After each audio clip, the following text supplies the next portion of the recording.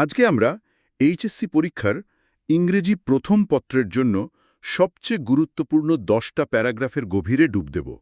আমাদের কাছে যে সোর্সগুলো আছে সেগুলোর মূল উদ্দেশ্য কিন্তু মুখস্থ করার কৌশল শেখানো নয়, বরং প্রতিটি বিষয়ের ভেতরের সংযোগগুলো খুঁজে বের করা, যাতে পরীক্ষার খাতায় শুধু শব্দ নয়, নিজের চিন্তাভাবনাকেও গুছিয়ে লেখা যায়। এই 10টা টপিক শুধু পরীক্ষার জন্য না, এগুলো আসলে আমাদের দেশ আর সময়কে বোঝার 10টা চাবিকাঠি। একদম ঠিক বলেছেন। অনেক সময় শিক্ষার্থীরা ভাবে প্যারাগ্রাফ মানেই কয়েকটি পয়েন্ট মুখস্থ করে বসিয়ে দেওয়া। কিন্তু পরীক্ষক আসলে দেখতে চান শিক্ষার্থী বিষয়টা কতটা গভীর থেকে বুঝেছে। আর এই বোঝার কাজটা সহজ করার জন্য একটা মানসিক কাঠামো বা মেন্টাল মডেল ব্যবহার করা যেতে পারে। যেমন যে কোনো বিষয়কে একটা গল্পের মতো করে ভাবা। গল্পের মতো করে? হ্যাঁ, গল্পের শুরুতে যেমন একটা ভূমিকা থাকে যেখানে আমরা মূল চরিত্র বা বিষয়টাকে পরিচিত করাই, প্যারাগ্রাফেও ঠিক তাই। এরপর আসে গল্পের মূল অংশ, যেখানে আমরা কারণ, বৈশিষ্ট্য বা সমস্যাগুলো তুলে ধরি। তারপর সেই গল্পের একটা ফলাফল বা ক্লাইম্যাক্স থাকে, এর প্রভাব কি, আর শেষে থাকে একটা উপসংহার, যেখানে আমরা একটা সমাধান বা নিজস্ব মত দিয়ে ইতি টানি। বাহ! এই গল্পের কাঠামোটা শুনতে তো বেশ সহজ মনে হচ্ছে, কিন্তু পরীক্ষার হলের চাপে শিক্ষার্থীরা কি এত কিছু মনে রেখে গুছিয়ে লিখতে পারবে? মানে, এটা কি আর এক ধরনের মুখস্থের দিকেই ঠেলে দেবে না? চমৎকার একটা প্রশ্ন। আর এখানেই আসল কথাটা। এটাকে কোনো কঠিন নিয়ম হিসেবে দেখলে চলবে না। এটা শুধু একটা একটা চিন্তার গাইডলাইন। বারবার এভাবে চিন্তা করতে থাকলে এটা একটা অভ্যাসে পরিণত হয়। তখন আর পরীক্ষার হলে আলাদা করে ভাবতে হয় না।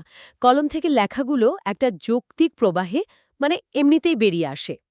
চলুন আমরা আলোচনা শুরু করলেই ব্যাপারটা আরও পরিষ্কার হয়ে যাবে। ঠিক আছে, তাহলে শুরু করা যাক। আমাদের সোর্স অনুযায়ী আলোচনার বিষয়গুলোকে কয়েকটি ভাগে ভাগ করে নিলে বুঝতে সুবিধা হবে। প্রথমে আসি আমাদের পরিবেশ আর বৈশ্বিক সমস্যাগুলো নিয়ে। তালিকার প্রথম টপিক ক্লাইমেট চেঞ্জ বা জলবায়ু পরিবর্তন। এটা তো এত বড় একটা বিষয়, একটা প্যারাগ্রাফে এর কোন দিকটা তুলে ধরা সবচেয়ে জরুরি? জলবায়ু পরিবর্তনের ক্ষেত্রে মূল ফোকাসটা হওয়া উচিত এর বৈশ্বিক কারণ এবং বাংলাদেশের ওপর এর সুনির্দিষ্ট প্রভাব।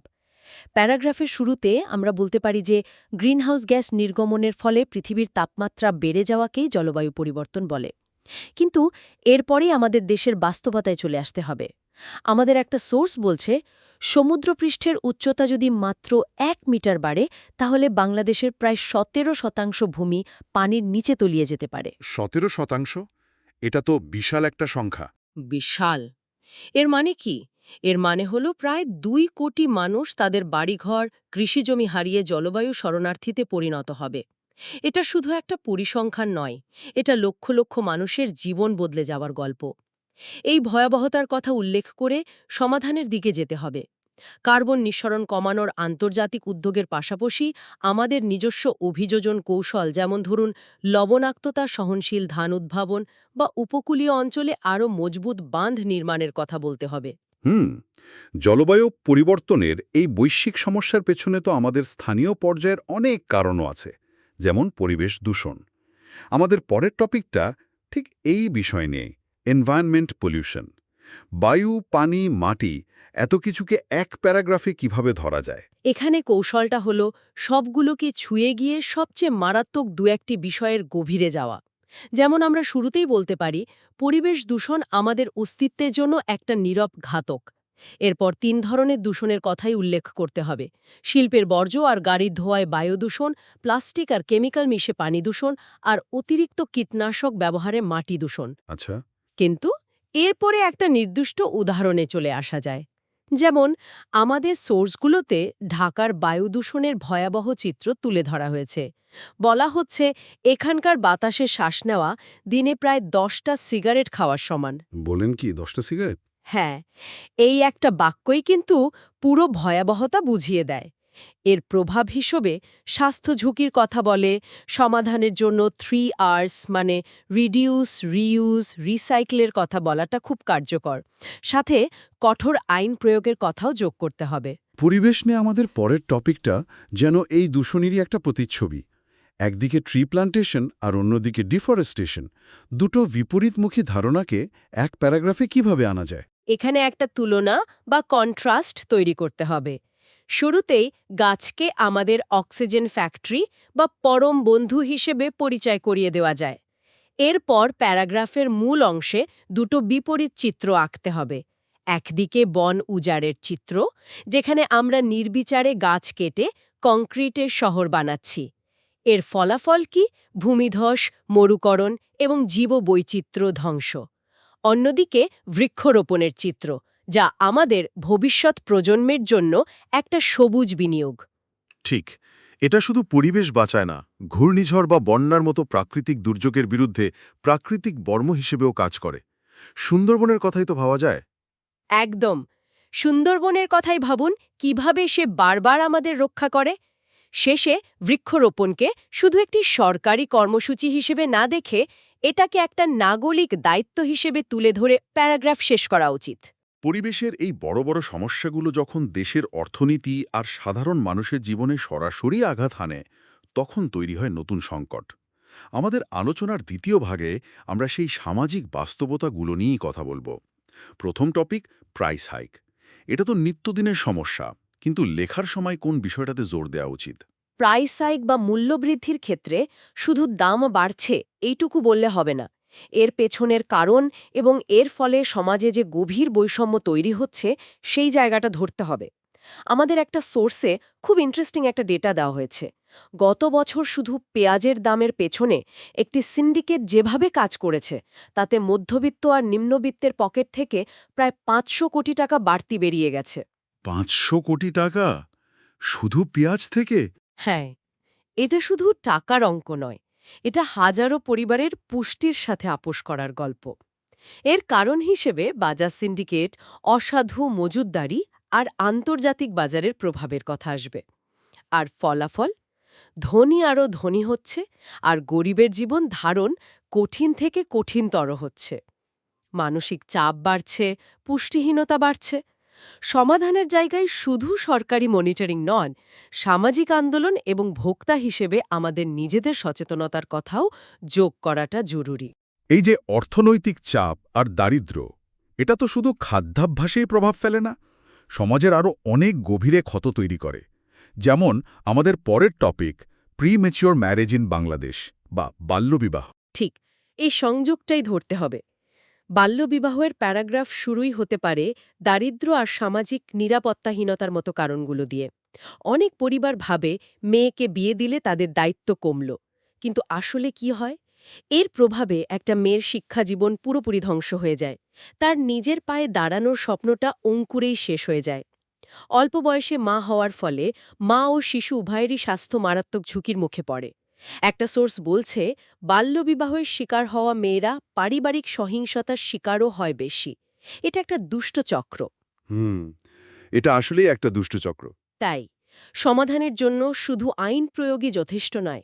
প্রয়োজন গ্রামীণ পর্যায়ে কাউন্সেলিং, মেয়েদের জন্য কারিগরি শিক্ষার ব্যবস্থা করা এবং সবচেয়ে বড় কথা, সামাজিক দৃষ্টিভঙ্গির পরিবর্তন। প্যারাগ্রাফের শেষে এই বার্তাটাই জোরালোভাবে তুলে ধরতে হবে। সমাজ আর পরিবেশের এত সব সমস্যার কথা শোনার পর মনে হয় এর সমাধান আসলে কার হাতে? আর সেখান থেকেই হয়তো আমাদের আলোচনার তৃতীয় ভাগ শুরু হয়, ব্যক্তির ভূমিকা। প্রথমেই আসছে অ্যান আইডিয়াল স্টুডেন্ট। কিন্তু আমাদের বর্তমান শিক্ষা ব্যবস্থায় নম্বরের ওপর এত বেশি জোর দেওয়া হয় যে শিক্ষার্থীরা কি আদৌ নৈতিক গুণাবলী বা সামাজিক কাজে মনোযোগ দেওয়ার সুযোগ পায়? সোর্সগুলো এই বাস্তবতার বিষয়ে কি বলছে? খুব গুরুত্বপূর্ণ একটা প্রশ্ন, আর এটাই প্যারাগ্রাফের মূল ফোকাস হওয়া উচিত। একজন আদর্শ ছাত্র মানে শুধু প্রথম হওয়া নয়। প্যারাগ্রাফে বলতে হবে, একজন আদর্শ ছাত্র জ্ঞান অর্জন করে শুধু ভালো চাকরির জন্য নয়, বরং একজন ভালো মানুষ হওয়ার জন্য। তার বৈশিষ্ট্যের মধ্যে শৃঙ্খলা, সময়ানুবর্তিতা তো থাকবেই, কিন্তু তার চেয়েও বেশি থাকবে সততা, কৌতূহল এবং সমাজের প্রতি দায়বদ্ধতা। সে শুধু বইয়ের পোকা নয়, সে খেলাধুলার মাঠেও আছে, বিতর্ক মঞ্চেও আছে। রাইট। আর আপনার প্রশ্নের জবাবে বলতে হয়, সোর্সগুলো স্বীকার করে যে আমাদের শিক্ষা ব্যবস্থায় চাপ অনেক, কিন্তু এর মধ্যেই নিজের নৈতিকতা ধরে রাখাটাই আদর্শ ছাত্রের আসল পরীক্ষা। সে অন্যায়কে প্রশ্রয় দেয় না এবং দেশের ভবিষ্যৎ নেতা হিসেবে নিজেকে তিলে তিলে গড়ে তোলে। একজন আদর্শ ছাত্রই তো একসময় দেশের সুনাগরিক হয়ে ওঠে। আমাদের পরের topic qualities of a good citizen. এই দুটো ধারণার মধ্যে সংযোগটা কিভাবে দেখানো যায়? সংযোগটা খুবই স্বাভাবিক। আদর্শ ছাত্রাবস্থায় যে গুণগুলো চর্চা হয়, নাগরিক জীবনে সেগুলোই পূর্ণতা পায়। একজন সুনাগরিকের প্রথম এবং প্রধান গুণ হল দেশপ্রেম, যা শুধু পতাকা ওড়ানো বা জাতীয় সঙ্গীতে সীমাবদ্ধ নয়। এর মানে হল দেশের আইন মেনে চলা, সততার সাথে নিজের দায়িত্ব পালন করা এবং নিয়মিত কর দেওয়া। মানে দৈনন্দিন জীবনেই দেশপ্রেমের প্রতিফলন?